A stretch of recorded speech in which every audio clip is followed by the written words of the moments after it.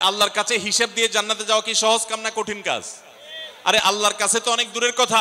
আপনি যে প্রতিষ্ঠানে চাকরি করেন তার মালিকের কাছে, উপরস্থ বসের কাছে একেবারে পুঙ্খানুপুঙ্খ করে প্রতিটা পয়সার হিসাব দিয়ে একদম সবকিছুতে পারফেক্টনেস প্রমাণ করা, এটাই তো একটা কঠিন কাজ, দুঃসাধ্য কাজ। সেখানে সারা জীবনের হিসাব আল্লাহর কাছে দিয়ে পাই পাই করে তারপর আপনি জান্নাতে যাবেন, বিষয়টা এত সহজ না। তাহলে হিসাব ছাড়া আল্লাহ তাআলা এমনিতে বলবেন হিসাব টিসাব নাই, তোমাকে এমনি জান্নাতে দিলাম, এটা চান আপনারা? দেখুন কোরআনে কারীম আল্লাহ তাআলা বলছেন ইন্নামা ইউওয়াফাস সাবিরুনা আজরাহুম বিগাইরি হিসাব।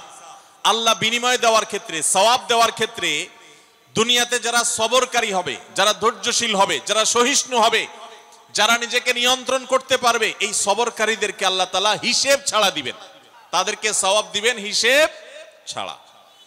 তাহলে আপনি যখন আপনার কর্মস্থলে থাকবেন আপনাকে ধৈর্য ধারণ করতে হবে। আপনি যখন পাবলিক পরিবহনে উঠবেন আপনার মাথা ঠান্ডা রাখতে হবে। আপনি যখন আপনার বাসা বাড়িতে থাকবেন আপনার মাথা ঠান্ডা থাকতে হবে।